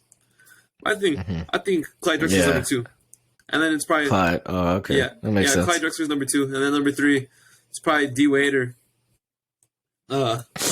AI after that. But yeah, Clyde Drexler's number 2. He was one of the best defenders at the shooting guard position in his time. He also got that championship. You could argue him over George Gervin, but George Gervin George Gervin doesn't have a championship, but he has more of the other accolades to round him out. All right, and then where am I at? Number 8 or number 9? Hold on, let me check. You're number 8. Number 8. Okay, hold up. Okay, actually, no. I think you might be at 9. No, yeah, I'm at 9. Yeah. Okay. Yeah. 9. I got. Well, he's not the best 3-point shooter anymore. Obviously, it's Steph Curry. But we got Ray Allen. Ray Allen's a 10-time All-Star, 2-time All-NBA. He has 2 championships. All-rookie team. Also on the 75th anniversary team. All these guys are going to be on it, basically. So, Yeah, he's one of the best 3-point shooters of all time. He was like, yeah. He would put up a bunch of threes as well, and he would still be efficient. Like, he was a shot choker from 3. There was years where he was averaging 9 threes a game. So that's pretty insane. And he was shooting like 41% from 3 still. That's pretty crazy. Yeah, he has the 2 chips. He was an important piece in his younger years. Milwaukee and the Seattle and the Supersonics. Ray Allen. That's probably in his prime. That's probably prime Ray Allen. Because when he got to Boston, obviously he was like the 3rd star in Boston. But he won his chips in Boston. And he also hit that clutch shot in Miami. Won the championships. So he has those 2 championships. Those are pretty important. He was important factors for those 2 championships. It wasn't like he was just fucking riding the bench. Because in Miami, he was an important factor. He was important, and in Boston, he was definitely important. But if you want to go to prime Ray Allen is Milwaukee and Supersonics Ray Allen. Those are the prime. That's like really where he did his damage. That's when he could fucking dunk the ball as well. That's when he was super athletic. Oh, yeah. Yeah. Those were his prime years. All right, the number 10. I got Reggie Miller. Yeah, Reggie Miller, I believe. Also, he doesn't have the accolades as all these other dudes, obviously. We're getting towards the bottom of this list. You could probably argue, I have some honorable mentions I'm going to name first real quick. Tracy McGrady, Klay Thompson, Vince Carter. Yeah, you could probably argue Reggie Miller. I saw some other people's list. They had Reggie Miller as high as 8. I have him at 10. Yeah, also another great 3-point shooter. He's probably the 4th best 3-point shooter, 3rd best 3-point shooter. One of those. Another guy, he was averaging like 7 threes a game, 8 threes a game, and he was shooting over 40% from the field from 3-point percentage. So, yeah, unstoppable from there. He's also a pretty solid defender. He gained the steals. He wasn't much of an assist and rebound guy. But, yeah, he played his whole career in Indiana. He had some years where they choked to Chicago. Probably seen that in the MJ documentary. So, yeah. Oh, yeah. Yeah. Yeah, they choked to Chicago. Their teams were just not as good as Chicago's teams, but they could have won those games, but they could have won some of those series, but they just choked. Indiana had a shot. Yeah, nah, for real. Yeah. Just unfortunate circumstances for Reggie Miller. Yeah. Like I said, my honorable mentions, Tracy McGrady, Klay Thompson, Vince Carter. Yeah, you could probably argue any 3 of them to go in the top 10. All right, that rounds out your top 10. Yeah. All right, so excluding number 6, all right, I'm just putting that out. Excluding number 6, most of my guys are players that I'm more familiar with. So you probably won't be seeing guys like George Gervin on here because I'm going to keep it 100, bro. Like, I'm not too familiar with anything about George Gervin, so I might have a bit more bias towards other guys. Just putting that out right now. But I'd say number 6 is an exception because it's Jerry West. I know damn well I wasn't alive, but like when Jerry West played. So, but I mean, Joseph pointed it out, right? He won Finals MVP when he didn't even win the Finals. Pretty cool. Put it up 31 points per game. I mean, he's the logo for a reason too, right? So, Jerry West, bro. Probably one of the trailblazers of the sport. Very old guy, but I'd tell you, one of the best guards for his time. I'd tell you, like around that time, all you really heard about was like the big men. But Jerry West is one of those guards who pretty much took over during that time. Number 7. This might be a bit high for people, but I think this is an appropriate spot. At his peak, one of the most dominant players probably ever, if I'm being for real. At his peak, he averaged 32 points per game. And let's see, where's the rebounds and assists? 32 points per game, 6 assists, 6.5 rebounds, 5.5 assists for the Orlando Magic.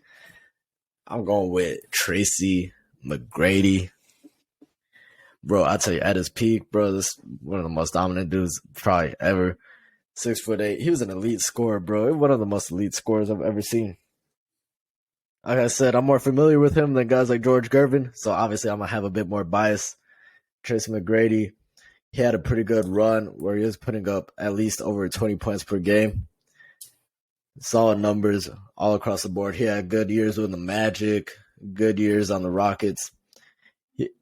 I mean, the Raptors, it wasn't really his best time, but I'd say once he got to Orlando in 2001, he really popped off. He really popped off once he got to Orlando. One of the best, I'd say, just one of the best overall scorers I've probably ever seen. Number 8, we got Clyde Drexler. I mean, Joseph brought it up. Probably the second best defensive player on this list besides Michael Jordan. I mean, obviously Michael Jordan's gonna be number 1. Clyde Drexler is one of the best players like of that era. He was able to get a ring with when Jordan was retired, right, in that Houston team. So yeah, another one of the victims of playing in the Michael Jordan era. Probably could have done more, but yeah, they're just a victim of the timing. But he's still one of the greatest shooting guards ever. So we'll give it to Clyde Drexler. I don't think it's too much debating. Number 9. This one is a more recent player. Actually, he's another active player right now. I'll tell you, he's put up some numbers. He put up some numbers in the past. Might be the second greatest 3-point shooter of all time. It's between him and Ray Allen. But, yeah, I got to go with Klay Thompson, right? Klay Thompson, I mean, he's one of the most elite 3-point shooters I've ever seen in my life. A great two-way player as well. He's got 4 rings. I'd say a bunch of, I mean, those were good Warriors teams, so I'm not going to just like completely give Klay Thompson the credit because obviously he wasn't the best player on the team. Steph Curry and KD were. Steph Curry mostly. But Klay was a big part of that 73-9 team. It was a huge, huge reason why they were able to take off the way that they did. Him and Steph Curry. I'd say 73-9. He's been like a career 40+% 3-point shooter. Catch and shoot, bro. He's been lights out his entire career. Him and Steph Curry, the Splash Brothers. And Steph Curry was never really a great defender. So Klay Thompson oftentimes would take over for the best offensive player on the opposing team. He would take over and guard them. The best offensive guard. So, yeah. Klay Thompson, I got number 9. Number 10, I got the man from San Antonio, from Spain. I believe he's from Spain. And then started playing in San Antonio. He was a part of the Big 3 for that entire Spurs run. I'm going to go with Manu Ginobili at number 10. Now, Manu, I think, is a bit underrated, right? He was I'd say he's also got the championships like Klay Thompson. He was also, I'd say, a big part of those teams, right? Let me look up his stats real quick. So he was never really like the leading scorer of those teams, but I'd say he was just a big part of it, right? He wasn't really like the biggest playmaker because it was Tony Parker, but I mean, whatever the Spurs needed, bro, he gave it to them. And the Spurs don't win. I don't think they win 5 rings without Manu. Maybe, I mean, towards the end, like that last one, that was mostly because of Kawhi. Manu wasn't really too effective in those. But like those early ones, bro, I don't think they win those championships without Ginobili, right? And now looking at it, okay, so now that's the top 10. I'll go honorable mentions. I probably should have put Ray Allen on here, but I'd tell you, when I was creating this list, the only thing that popped in my head was Boston Ray Allen and Miami Ray Allen, especially Miami Ray Allen. And so I'd say that wasn't really his peak form. I know he was still an elite player, an elite shooter, but I'd say when I was creating it, all that popped in my head was Miami Ray Allen. It's still a great Ray Allen, just not at the top. So I'd probably put Ray Allen in there if I had to redo it. Honorable mention for now, I'd say George Gervin. I'm not too familiar with him. Maybe if I knew a bit much about George Gervin, he'd be on this list. But as of right now, we're not going to include him because I don't really have too much to say about him. And who's the other honorable mention? Yeah, that's pretty much it. That's what I got right now. All right. Pretty good list. All right. Yeah, so Yeah, we're gonna go back. I'm pretty sure the top 10 centers video is already uploaded. So yeah, you can go ahead and watch that video. Watch it back. Yeah, the top 10 shooting guards. We already finished that list. And then next, we're gonna go back to the bigs. We'll do a top 10 power forwards next week of all time. Power forward. And then we'll go to the point guards, and we'll finish it off with the small forwards in a few weeks. We should be finished with it about for sure by the end of April. Should probably have it done. And when over the next 3 weeks. Yeah. And then after that, we'll probably do current NBA, because by that time, the season should be pretty much over for that. Mm-hmm. All right, yeah, we'll be in playoff time. Yeah, the next episode we're gonna do our award predictions, our final award predictions, because the season's basically over, and we're also gonna do all NBA teams, all 3 of them, and we're gonna do all defensive first team.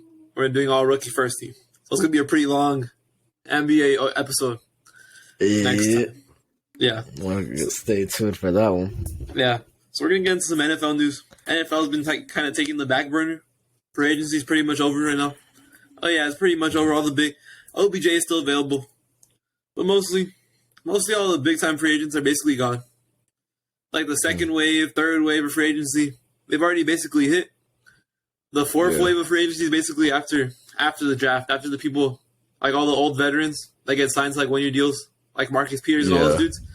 They're gonna get signed after the draft, because that's when teams are gonna need. They're gonna know what they need to still fill in their team and their lineups. Because in case you don't get the cornerback you want in the draft, Marcus Peters will be there, like a 1-year plug-in. So yeah, but we'll talk about some of the news. I want to talk about something pretty interesting. It said that I saw that the Titans could be a dark horse. It was reported by Daniel Jeremiah. Like they could be a team that trades up to number 3. That would be pretty bad for the Colts, man. Especially that would be. That really would be. That would be pretty bad. It says that they're really there's teams that are looking into Anthony Richardson. Some of the teams: the Raiders, the Panthers, Falcons, Tennessee, Indianapolis. I hope it's the Panthers and Baltimore. I hope it's the Panthers. Yeah. Those 6 teams are really the teams that are looking in on him. It says Tennessee could make the move and trade up to number 3. I wouldn't really be worried too much about the Raiders right now. You named the Raiders and the Falcons. I wouldn't be really too worried about them, especially with how the Falcons have been dick riding Desmond Ridder lately. Yeah, I wouldn't really worry too much about Atlanta.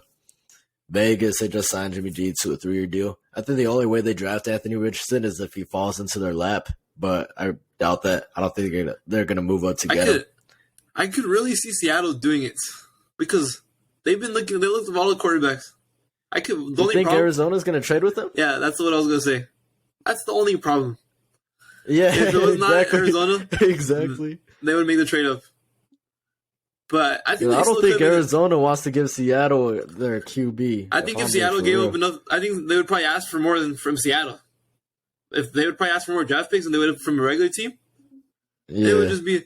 I think if Seattle gives them like an overload of draft picks, they would probably have to overpay for the 3rd pick if they want it. Like they would really have to overpay. Do that though? I think if they overpay, you think they would overpay that much? If they really want a quarterback that much, they'll do it. Quarterback's the most important position. If you really think the guy you're going to draft is going to be the future of your team, if you Seattle's pretty good. Pete Carroll's pretty good at developing quarterbacks. Like Russell Wilson was a 3rd round pick. He developed Russell Wilson. Mm-hmm. Geno Smith, a career backup. Geno Smith had his best career season. Yeah. So if Pete Carroll has that much confidence that if you want Anthony Richardson, he has that much confidence in him, then I think I can see them overpaying, because they would probably have to overpay, especially since it's Arizona. I don't think so. I think they would just sit and pray that Indy does something stupid and draft Will Levis or something like that. Yeah, I could see that. Then they'll probably take Anthony Richardson. I saw that the Colts really I saw a report too that the Colts really like Will Levis as well. So I know that you wouldn't like that to happen. I'm pretty sure you want Anthony Richardson. Yeah, it would be a pretty bad day for you. Anthony Richardson. If it's not Bryce or Stroud, bro, it's got to be Anthony Richardson. Yeah. I'm just praying for that, bro. I'm really not looking forward to Will Levis. It would just suck it would just suck for you. The Titans trade up. They make that huge trade up. Especially that would really get me mad. I'm hoping they got enough confidence in Malik Willis to not do it. Just at least give Malik Willis a chance, bro. Just at least a chance. Just give him a chance, bro. I know Tennessee would want to screw you guys over. Especially they really would, bro. They really would. That would piss me off if they did that. That would piss me. That would legitimately piss me off. And we're stuck with like Will Levis. Honestly, bro, I wouldn't be mad if we just ended up. If Tennessee did that, I wouldn't be mad if we just ended up taking Will Anderson, bro. Because I mean, it doesn't hurt to have a guy like a Nick Bosa on the edge, a Nick Bosa, a Micah Parsons. It doesn't hurt to have one of those guys, bro. I'd rather just take that. Yeah, I guess. Especially if Tennessee wants to go and take their QB and Houston wants to take their QB. Jacksonville already has their QB. I mean, it would really help to have Will Anderson. If they were to do that, bro, I mean, just give me Will Anderson. I'd be pissed off because I would have to deal with another year of fucking Gardner Minshew. Just another veteran QB. But you know what, bro? I'll take it. I can't be mad about Will Anderson. Yeah, because if you guys sign Lamar, we'd probably have to give him the pick. So you wouldn't have the pick and Lamar. Actually, I wouldn't mind that either. I actually forgot about that. Forgot about that. But I'd say I just expect him to be in Baltimore still. I expect him to be in Baltimore still. I really can't see him leaving. Until I really see some like steam rolling in the Colts to a Baltimore trade, I mean I wouldn't take it too seriously. Yeah, it's gonna be funny when we're shitting on Will Levis and he ends up becoming the best quarterback in the class. It's gonna be really funny. In a couple of years. That'd be hilarious. We did that with Josh Allen. Yeah, when we shit on Will Levis, and in a couple of years, Will Levis is gonna be like the fucking the starting quarterback for the Raiders or some shit. He's gonna be the best quarterback in the draft. I know, bro. I remember I used to shit on Josh Allen so much coming out of the draft. Yeah, we both did. So yeah. Yeah. I can already see that. I like how that turned out. Yeah, well, what's his name? CJ Stroud becomes fucking CJ Stroud and Bryce Young become Baker Mayfield and fucking what's his name? Baker Mayfield and Josh Sam Rosen. Darnold. Yeah. Oh yeah. And Richardson becomes, I don't know. He could be the Lamar. He'll be the Lamar. That would be funny. And then Will Levis as Josh Allen. That'd be insane, bro. That would be hilarious. Because I'm letting you know. There might be three it's hard to not all four of them are gonna be good quarterbacks. One of them's gonna bust. Probably half of them will bust. It's possible that only one of them becomes good. That's how possible it is. It could happen. Yeah, when was the last time there was like all three were good? Actually, the one with Burrow, Tua, and Herbert. Oh yeah, that one is. We still can see how Jordan Love does too, bro. That could be like one of the only 4-for-4 ones ever. Yeah. And Jalen Hurts too. Jalen Hurts is also Hurts. in that class, bro. They could be 5-for-5. That 2020 class could be 5-for-5. They just need Jordan Love to perform. That one was an elite one. Yeah, yeah. Other than that, though, bro, I don't think there's been a class to hit like that. Yeah, I don't see this class hitting on every single pick. Because that means like four more teams. If all the four of them hit too, there's another 4-for-4 draft. I don't think that's gonna happen. Because then, especially with all of them getting taken like at the top of the draft too. Yeah, like 1, 2, 3, and 4. Like the last one, okay, you can't really consider the Kenny Pickett and. I mean, there wasn't really too many good QBs in that draft. Let's see the other one. It's already looking pretty bad for Trey Lance and Zach Wilson, especially Zach Wilson. Trey Lance still has a shot because of his team. His team is just so good that he still has a shot to do something with them. But if he fails in that team, bro, oh my God, that's going to be terrible for them. Yeah. Trevor Lawrence and Justin Fields look like good picks, though. Yeah. Trevor Lawrence is like locked in. Justin Fields, I can still see him failing. I don't think he's going to fail, but I can still see him failing. But Trevor Lawrence, I expect him to take another leap. He already has a playoff win. Okay, I'm not going to say that because of him. I'm not. But he has a playoff win. So and he was already projected to be that guy too. Yeah, he's got all the traits too already. So it's not like the only thing setting up to fail really was Urban Meyer. They finally got rid of that. Brought in a competent coach. Yeah, so I'm pretty worried about Trevor Lawrence being in the division. Yeah, especially if it's like the whole AFC South taking QBs too. It's almost gotta fail, bro. Imagine if Trevor Lawrence is locked in, I think it'd be good. So imagine if like Bryce Young is the quarterback that gets Houston gets the quarterback that's good in this draft. That would just be bad for you. Because it was like I know, yeah. Yeah, if Bryce Young is the one that ends up being the best. We would for sure have to hit on our pick, bro. We would for sure have to hit on our pick. Yeah, because then it would just be the fucking Texans and the fucking Jags running the division. Yeah. Like next year, I think it's like Even if you guys, I don't think any of the quarterbacks in this class are gonna like improve that much, improve their team that much that they're gonna make it to. I think Jacksonville's gonna pretty much. To me, they should be the favorite next year at least. They have the best team. They probably are the favorite for the division. Yeah, because they already won the division. They finished off the year hot. They have the best quarterback. Mm-hmm. They probably have the best receiving core. Yeah, they definitely have the best receiving core. Calvin Ridley, Christian Kirk, Evan Ingram, Zay Jones. Yeah. Their defense, they have a pass rush. They have a good defense. Yeah, they should be the favorites. All right. The rest of the South is pretty down bad right now. Yeah. What was the year before? Pretty down. Was that the Kyler Murray draft? Or was it the year before that? No. That was the Kyler Murray draft. That wasn't Kyler. Well, technically, Kyler Murray and Daniel Jones both got their second contracts. It's pretty funny. Yeah. But that, So, that's not a complete fail. It's like some other teams. Yeah. Like Zach Who's Wilson's the other ones? That's not like a Zach. What was the year before that? 27. Hold on. Who are the other ones from that class? Oh, Drew Lock. Drew Lock. That was it. Oh, Dwayne Haskins. Yeah. Dwayne Haskins too. Oh yeah. Well. Yeah, he passed away. They're done. Yeah. They're done. But Drew Lock. Yeah. Drew Lock's a backup for Seattle. So. Yeah. Drew Lock probably not either. Okay, so that's 2 for 4. And the year before that, was that the Baker? Was the one with the 5? Yeah, Baker. Yeah. That one only went 2 for 5. Yeah. Cause Rosen for sure is done.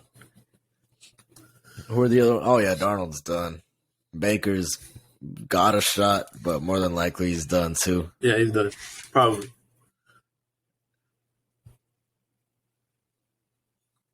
Unless one of these dudes has a fucking Geno Smith career renaissance, that's the only way they're ever gonna fucking come back to being it's relevant. not for the team that drafted him though. Like the Browns, they already moved off Baker, so I mean it won't be for the team that drafted him. Yeah. Darnold's already off. Rosen's been off the Cardinals since literally his first year. Yeah, the only one that could probably make a Geno Smith return is probably fucking I guess Sam Darnold if somehow he gets to play for the 49ers next year. Mayfield too. But I mean it wasn't for the Jets, so yeah. Oh no, I'm just saying like they can make a career renaissance like Geno Smith. Oh yeah. I'd say that's just strictly off his team though. That's just strictly off his team. Baker Mayfield has a chance in Tampa Bay, but they probably won't do it. All right, then. What was the year before that? That was I don't remember that year. 17. Who was 17? Oh, that was Garrett with number 1. Was that Mahomes and Watson? Oh yeah, that was Trubisky, Mahomes, and Watson. Yeah. Well, at least Mahomes and Watson hit. I really wanted the Niners to draft Deshaun Watson in that year. I remember that. I really wanted the Niners to draft Deshaun. Who ended up taking Solomon Thomas. Yeah, that was like a waste of a pick. That was a waste of a pick. Yeah. Imagine if they had taken Deshaun. That would have been insane. Yeah, Mahomes and Watson weren't even top 10 picks either, and they both hit. Like Mahomes was 10 pick. Never mind. But Mahomes was 10. Yeah. That's crazy. He's the best player in the NFL now, and he was the 10th pick in the draft. That's crazy. I didn't even think he wasn't even the best QB coming out of the class. Yeah. Honestly, I thought Deshaun Watson was the best QB coming out of that class. I don't know where Mitch Trubisky came out of. And then Patrick Mahomes, I don't even think he was the best college QB either. I think that he just had the traits. Yeah. So that's what they kind of liked about him. But in my opinion, I thought Deshaun Watson was clearly the best QB in that class coming out of him. Yeah. Yeah. Yeah, sadly, Deshaun Watson, he did some off the field stuff. Kind of derailed his career a little bit, but hopefully he gets back on track. He could get back on track still. It's not like it's not like he got locked up for a long time. He didn't even get locked up at all, bro. They might have just, who knows, bro? They could have been capping, bro, for all I know. Yeah. But we don't need to get into that right now. Yeah, let's get back to some NFL news because we can just do this forever. Yeah. We can go back to the fucking 2011. So yeah, let's get back to Cam Newton and Andrew Luck. Yeah, let's get back to this. Another big news right here. The Patriots have been chopping Mac Jones. No way, bro. Pro Football Talk. No way, bro. Yeah, for real. Yeah, so things are not going well between Mac Jones and Bill Belichick. So. Yeah, it was So Lamar might be a real possibility. Yeah, Lamar might be. I'm telling you, Lamar and New England will go. I don't think. Yeah, I know you hate New England, but that'll go pretty crazy. It's gonna be the fucking 90s football where they just fucking run the ball 30 times a game. It's gonna be worse than Baltimore. I would hate that shit, bro. I already know. Like Bill Belichick. If Bill Belichick got Lamar Jackson, they're just running the ball with him and Ramondre Stevenson, and Juju's gonna become for real, bro. He's just gonna become an afterthought after that.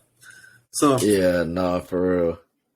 Yeah. Even if you went to Indy, bro, that would be just him and Jonathan Taylor the whole time. Yeah. Yeah, so Baltimore. I mean, not Baltimore. New England. Looks like they don't want Mac Jones anymore. Maybe that's honestly pretty insane. Maybe they realize that's honestly pretty insane. They realize a year ago, we were talking about Mac Jones as being the best QB from his class. Oh, yeah. Yeah, that's crazy. Yeah. That is really crazy. Is insane, bro. That really is insane. Let's see what else. It says another report here. It says the Bengals have turned down multiple teams trying to trade for T. Higgins. Yeah, I'm not surprised. I remember the Bengals GM even said he said at the combine to go find your own wide receiver. So yeah, I'm pretty sure. For real? Damn. He's fine staying there.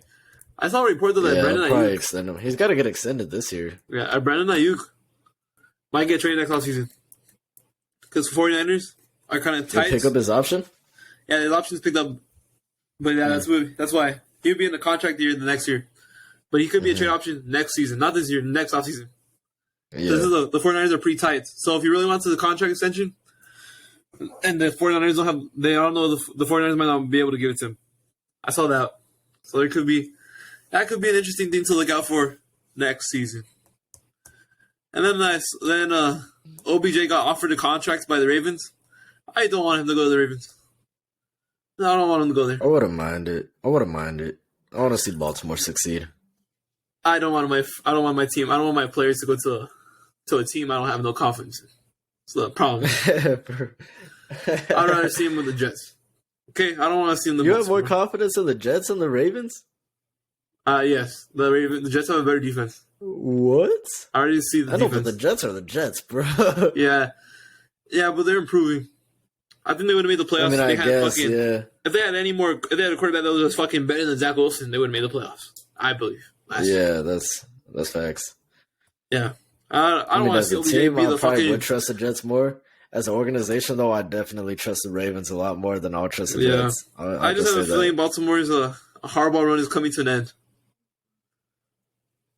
next year. Yeah, you think so? Yeah, I think it's they might be moving on from him next season. That'd be pretty insane. I think it's probably the greatest coach in their history. I mean, they're not the oldest organization though. Yeah, I just don't know how many these last couple of years there's just been I know they've dealt with injuries, but I think they're obviously gonna blame somebody if they keep on going to the playoffs and losing in the first round. They're gonna have to blame somebody. Yeah. Harbaugh's gonna be the scapegoat. Yeah, if Mike Tomlin finishes another 2 seasons like this, the way he did this year, Mike Tomlin probably has a little bit more time. But if he has 2 more, if the Steelers if Kenny Pickett doesn't become the quarterback they need, and they don't find the quarterback that they need, somebody's gonna get blamed, and it's gonna be Mike Tomlin. Mike Tomlin and the GM. I can't see Tomlin going though. In 2 or 3 years, I can see him going. I'm not saying right now. I'm saying if they finish like this, if they finish they finish 9-8, 8-9, 8-8, 9-8, I think eventually they're gonna have to change their philosophy because it's I don't think the Steelers fans are gonna be happy if Kenny Pickett's their quarterback and they're just mid. That's a problem. Bill Belichick's probably not even Robert Kraft, not even confident about saying that Bill Belichick's gonna be their head coach next season. That's insane, bro. Yeah, Bill Belichick's the greatest coach of all time. Nobody's safe out here. Yeah, he brought 6 championships to that team. So that's why I don't think Jim Harbaugh or John Harbaugh? I always get confused. Yeah. I don't think him or Mike Tomlin are safe. That's crazy. Nobody's safe out here, bro. Yeah. Not even Bill. Yeah, so I could see Harbaugh's probably the closest one that I could see, just because they've been. Yeah. But they've had some disappointing ends to their season. Even though, it's especially definitely the MVP one, bro. I think they were expecting a Super Bowl run where Lamar went in that MVP run. Ended up getting smacked around by the Titans. Yeah. Yeah, so it's been kind of disappointing for them. So I could see them moving on. I also saw another report that Hopkins might get released because the Cardinals have not been able to get what they wanted, and they might just have to release him to get the cap space. Oh, I saw that too. Yeah, so I saw that too. They're pretty desperate to move on to Hopkins. Instead of he gets released, and the teams that would show the most interest in him are the Patriots and the Chiefs. So, if he gets released, so I don't know if that's going to happen. But yeah, you can see it. He might get cut. I forgot, there's something else, one more thing. Oh, the Raiders said that they have reportedly removed Jalen Carter. They didn't say this, but it's a report. It says they reportedly removed Jalen Carter from their draft board. So that's the same, bro. It seemed like a perfect fit. Yeah. I think they're tired of drafting the fucking the players that have the fucking trouble with the law, man. So I'm feeling tired. Yeah. Who's that guy? Who's the corner? Who's the corner that they drafted that was over there with the gun and stuff? It was Damian Stoudemire. Arnett. Nah. Who? Wasn't it Damon Arnett? Oh, yeah, there you go. I was getting confused. I was getting confused with a fucking NBA player. Yeah, Damon Arnett. Yeah, that's him. Yeah, that's the dude. And also, what's his name? Henry Ruggs. Yeah, Henry both Ruggs. of them in the same year, bro. Yup. Arnett and Henry Ruggs. Yeah, so I'm not surprised that they're trying to move on from these type of players. Of that. Yeah, it seems I don't think. Once it gets to draft day, bro, they see Jalen Carter there. I don't know. I don't know if they'd be able to resist it. Yeah, I'm not going to be surprised. But that's pretty much it for today's show. Pretty tired, so we're going to end it off here. We're going to have the next episode's going to be full. It's going to be full NBA. And after that, we'll probably put out our third mock draft. We'll probably do two separate ones this time. The last time we did the same one. We'll probably put out two separate ones next time. But yeah, it'll be our third mock draft. We'll probably do something. We'll probably try to do more NFL. We'll probably do top 10 all time for positions too. For NFL, it'll probably take a lot longer. But yeah, there's like fucking what? Yeah, we're gonna take a little while there. There's a lot more options to choose from. Yeah, so we'll probably there's a lot more positions too. Yeah, we'll probably start with that on that episode too. We'll probably keep it all NFL for them because we basically just talked about all NBA today, and we're definitely going to talk about all NBA on Thursday. It's going to just be full NBA. So yeah, we'll do it all NBA and all NFL episode for the week, and we'll figure that out. All right, sounds good. Yeah. So all right, thank you guys for watching. I believe this is the 18th episode of the Playmaker Pod. So yeah, thank you guys for watching. We'll see you guys. Next time. All right, peace out. Thanks for support.